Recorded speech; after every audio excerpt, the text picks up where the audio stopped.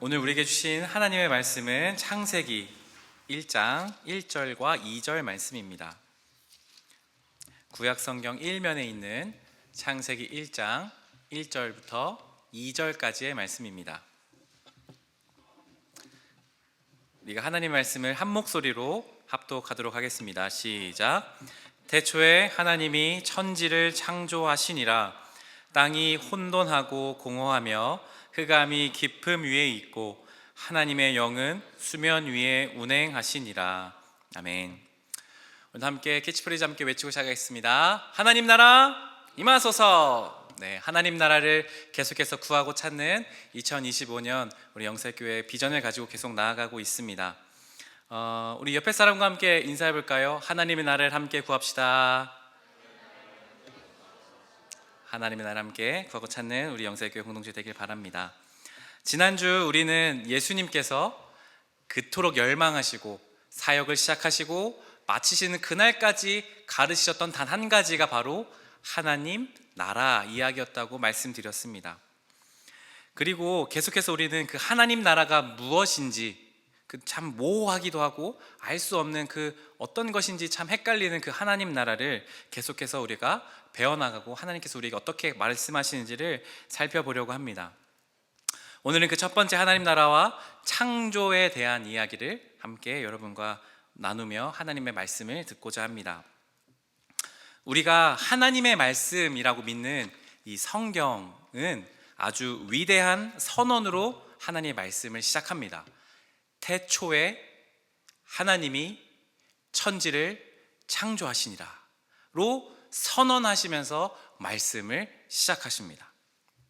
우리가 상상할 수 없는 그 우리의 아득하게 멀리 있는 우리의 상상 너머에 있는 그 시간 언젠가, 그리고 시간과 그 공간이 있기도 그 전에 그 아무것도 없는 없을 무, 아예 아무것도 없는 nothing, 그 아무것도 없는 곳에서 하나님께서 천지를 창조하셨습니다.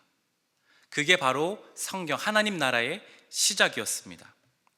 여러분, 이 말씀을 믿으십니까? 여러분 대답 입으로 안 하셔도 좋으니까 여러분 솔직하게 여러분 마음속으로 대답해 주세요. 하나님이 세상을 창조하신 것을 믿으세요? 이 말씀을 믿는 것이 그리스도교의 신앙의 시작입니다.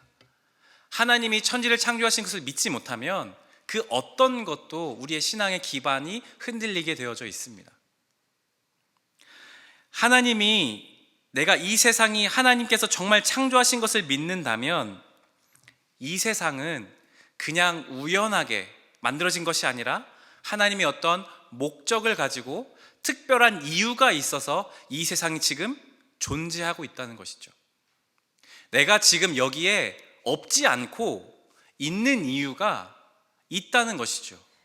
하나님이 창조하셨다는 얘기는 내가 살아가는 목적과 이유도 있다는 것입니다.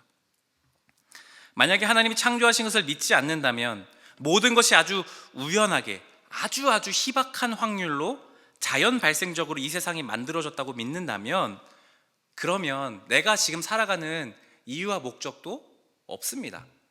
그냥 우리는 아주 우연하게 그냥 태어난 것이죠. 그래서 이 세상에 살아가는 목적은 그냥 이 세상에서 고통 없이 그냥 잘 먹고 잘 살다가 죽으면 그만입니다. 창조를 믿지 않는다면 그냥 그렇게 살면 됩니다. 하지만 창조를 믿는다면 내 삶에 어떤 하나님의 목적이 있다는 것을 기억해야 한다는 것이죠. 여러분, 저는 오늘 여러분과 궁금해하실 만한 진화론이 맞을까요? 창조론이 맞을까요? 이런 이야기를 여기서 하려는 것이 아닙니다. 빅뱅으로 이 세상이 만들어졌느냐 이런 구미가 당길 만한 이야기를 나누려는 것이 오늘은 아닙니다. 제가 오늘 여러분들과 함께 나누고 싶은 하나님의 말씀은 방금 여러분들이 대답한 진리로 받아들여야 하는 태초에 하나님이 천지를 창조하셨다라는 선언입니다. 그리고 그 신앙, 그것이 어떻게 하나님 나라에 연관되는지, 하나님 나라가 어떻게 시작되는지를 여러분과 함께 나누려고 하는 것입니다. 하나님 나라는 창조로부터 시작되었습니다. 하나님께서 창세기 1장 1절 말씀, 이 세상을 만드신 하나님께서 모든 것의 시작이시고 모든 것을 다스리시며 모든 것의 마지막이라는 분이시라는 뜻입니다. 다시요. 하나님이 천지를 창조하셨다는 말은 모든 것의 시작이며 모든 것을 다스리시며 그 모든 것의 마지막 되시는 분이 하나님이라는 뜻입니다. 그래서 창세기 1장 2절은 이렇게 말씀하고 있습니다. 땅이 혼돈하고 공허하며 흑암이 깊음 위에 있고 하나님의 영은 수면 위에 운행하시니라. 아멘. 세상이 창조되기 이전에 우리는 그 상태가 어떤지는 사실 알 수 없습니다. 그런데 성경은 이렇게 말합니다. 땅이 혼돈하고 공허했다. 흑암이 깊음 위에 있고 하나님의 영이 수면 위를 운행하셨다라고 말씀하고 있습니다. 여러분 갑자기 뜬금없이 연력학 제2법칙이 뭘까요? 이과 손 들어볼까요? 이과 손 들어볼까요? 아무도 없나요? 다문과인가요? 그래. 민성 있는데 연력학 제2법칙이 뭘까요? 맞아요. 엔트로피 증가의 법칙입니다. 고맙습니다. 엔트로피 제 증가 법칙, 사실 저 문과라서 잘 모릅니다. 근데 엔트로피 증가 법칙이 뭐냐면 저도 딥하게는 잘 모르는데 이런 거예요. 쉽게 말하면 여러분 어머니가 우리 방을 이렇게 막 정돈해 주세요. 이렇게 깨끗하게 이불도 싹 개주시고 어지러운 책상 정리했어요. 그리고 3일만 우리가 거기를 자고 일어났다 가면은 거기 어떻게 돼 있을까요? 모두 흐트러져 있죠. 이게 엔트로피 증가의 법칙입니다. 그러니까 엔트로피라는 건 뭐냐면 에너지는 항상 뭐 이렇게 무질서하고 혼돈하게 하는 방향으로 그게 점점 증가한다. 민석 맞나요? 는 방향으로 간다는 것이 엔트로피 증가의 법칙입니다. 그러니까 이 세상이 바로 땅이 혼돈하고 공허했다는 말은 그 엔트로피가 가장 극에 달했을 때 완전히 무질서한 상태를 의미합니다. 그러니까 완전히 무질서한 그 상태에서 하나님께서 천지를 창조하셨습니다. 그러면 그 무질서가 어떻게 되나요? 질서가 되는 것이죠.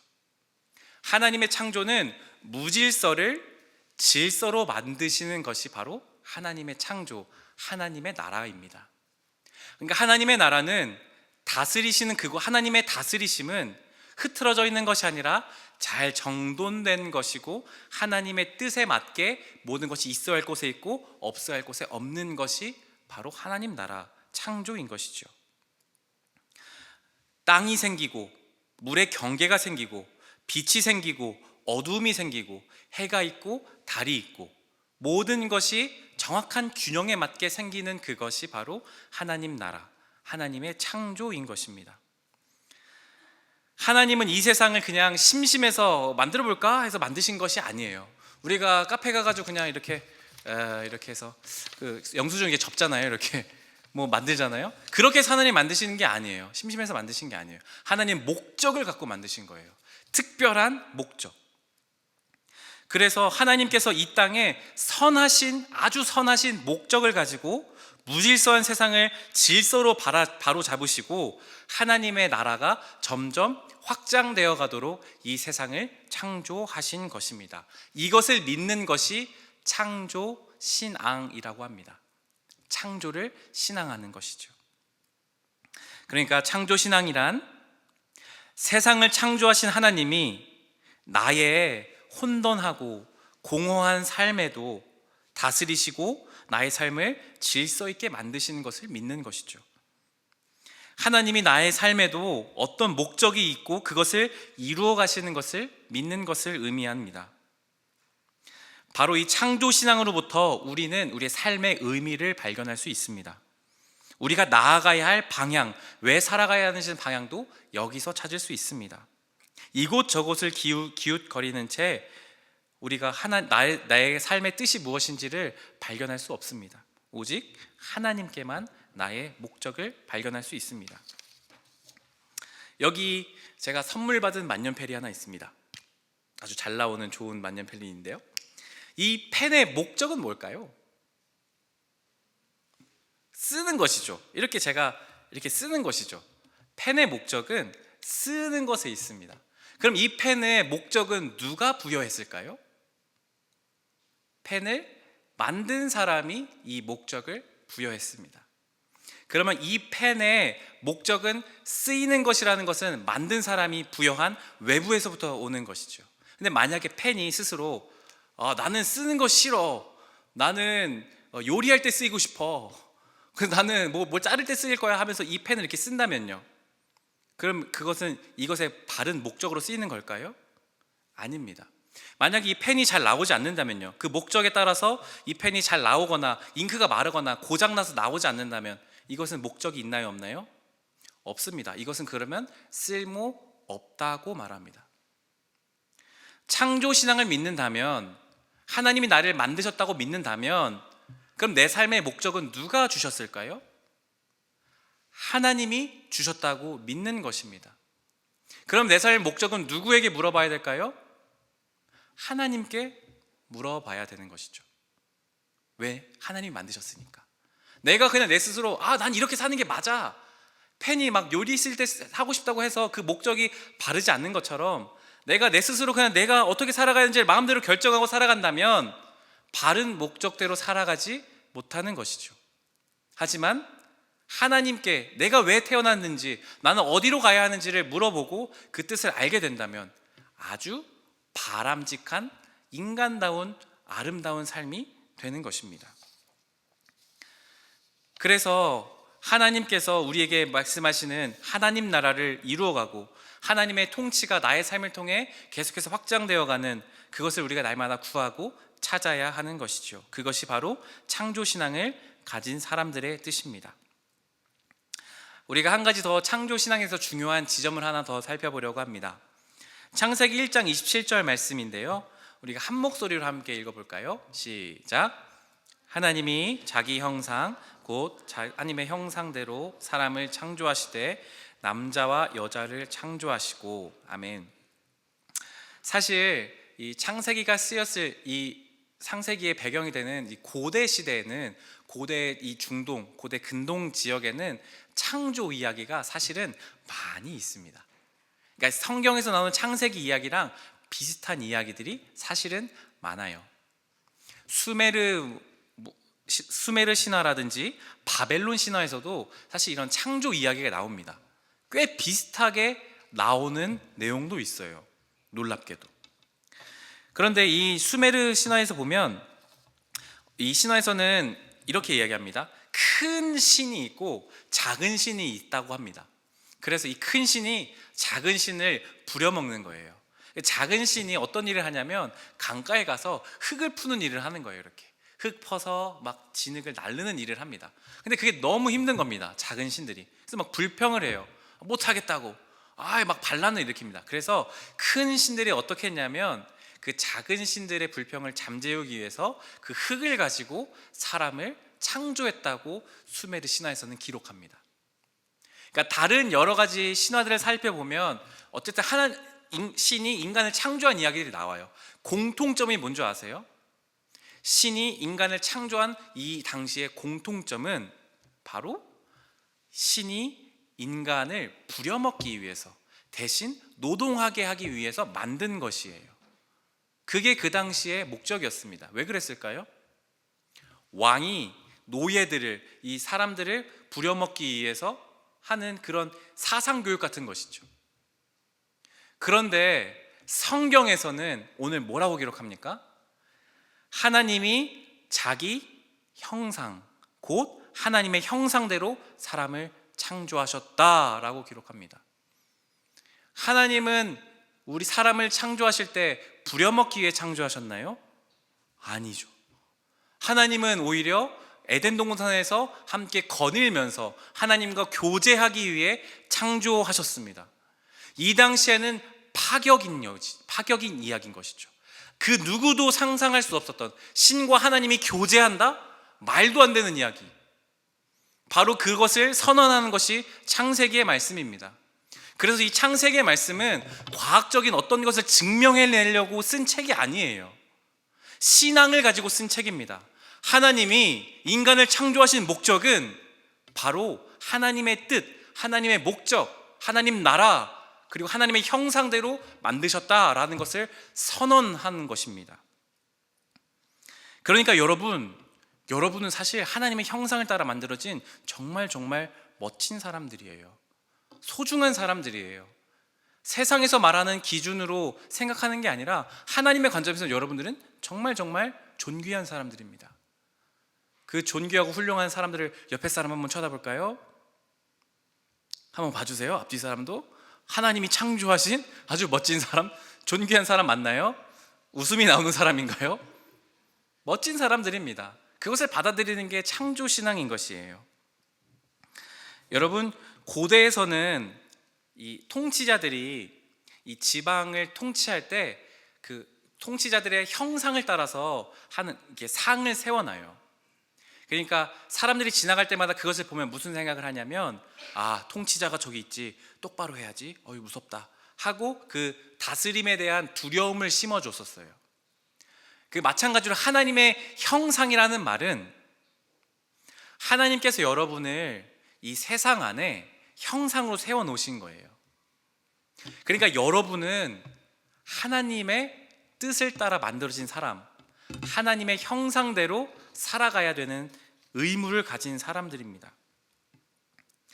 하나님께서 이 땅에 여러분을 태어나게 하신 이유는 하나님이 어떠한 분이신지를 나타내기 위함입니다.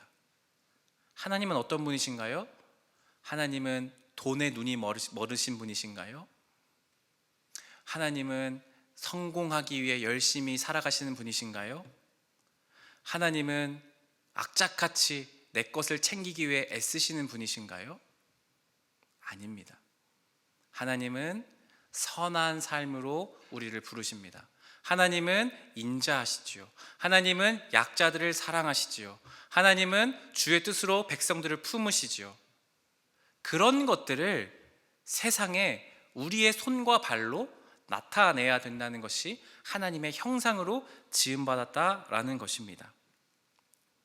여러분의 학력과 여러분의 스펙이, 여러분의 다니는 직장이, 연봉이 여러분의 정체성 그 자체를 나타내어서는 안 됩니다. 적어도 창조신앙을 믿는 사람들이라면 말입니다. 창조신앙을 가진 사람, 하나님이 이 땅을 창조하셔서 다스리시고 나에게도 그런 세상을 다스리는 사람으로 목적 삼으신 하나님의 뜻을 나도 믿는다면 내가 살아가야 할 방향과 목적이 큰 틀 안에서 설정되겠죠. 주님의 나라와 주님의 뜻을 위해 사는 것입니다. 그리고 날마다 그 뜻이 어디에 있는지를 매일매일 삶의 현장에서 고민하는 것이죠. 사랑하는 영세교회 청년부 여러분, 세상은 열등한 사람, 우등한 사람을 이렇게 나누입니다. 어떤 사람은 돈을 잘 벌면 존귀하게 대접을 받고, 어떤 사람은 조금 가난하고 힘이 없고 그러면 하대하더라고요. 하나님이 그렇게 세상을 창조하지 않으셨습니다.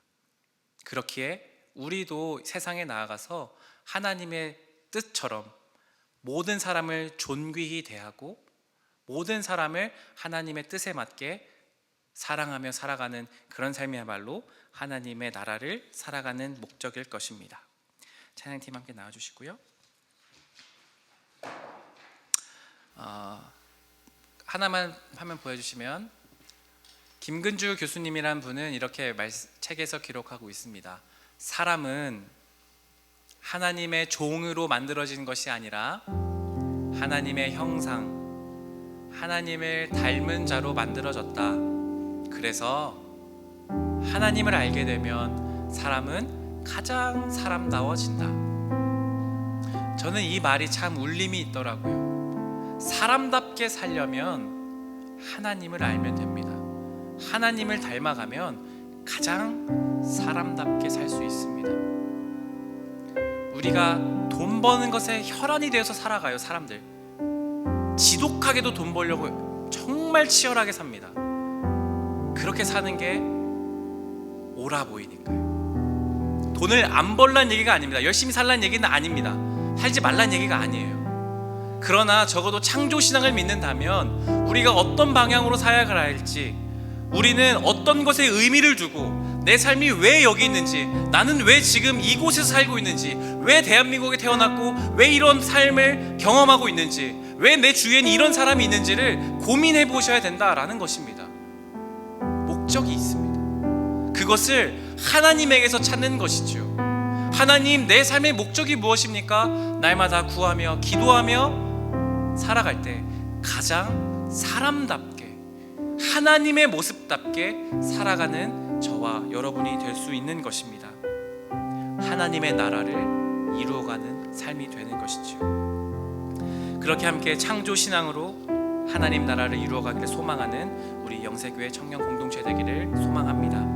우리가 함께 나의 하나님 찬양하며 시간 우리가 하나님께 나아가도록 하겠습니다.